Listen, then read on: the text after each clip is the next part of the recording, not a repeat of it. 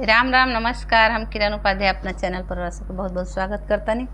आज बहुत सुंदर एगो भजन सुनावतानी जन्माष्टमी के उपलक्ष्य में। तो रउरा सबके पसंद आई तो लाइक सब्सक्राइब जरूर करब। सब कमेंट के माध्यम से बताइब सब कैसन लागा।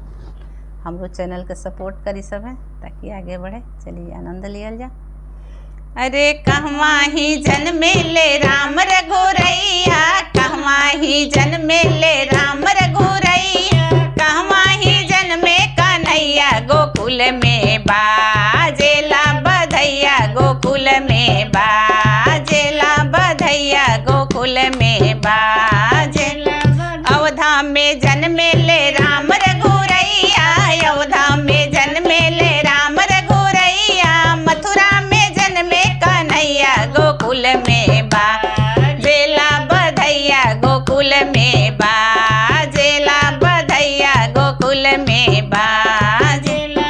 केकरा ही जन्मे ले राम रघुरैया, केकरा ही जन्मे ले राम रघुरैया, केकरा ही जन्मे कन्हैया गोकुल में बाजेला बधैया, गोकुल में बाजेला बधैया, गोकुल में बाजेला बधैया। कोसला के जन्मे ले राम रघुरैया, कोसला के जन्मे ले राम रघुरैया, देवकी के जन्मे कन्हैया गोकुल में बाजेला बधैया, गोकुल में बाजेला बधैया, गोकुल में बाजेला।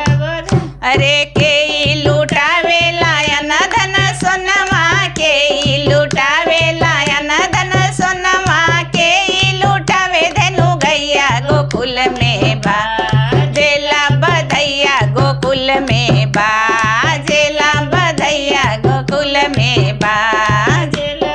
दशरथ लूटा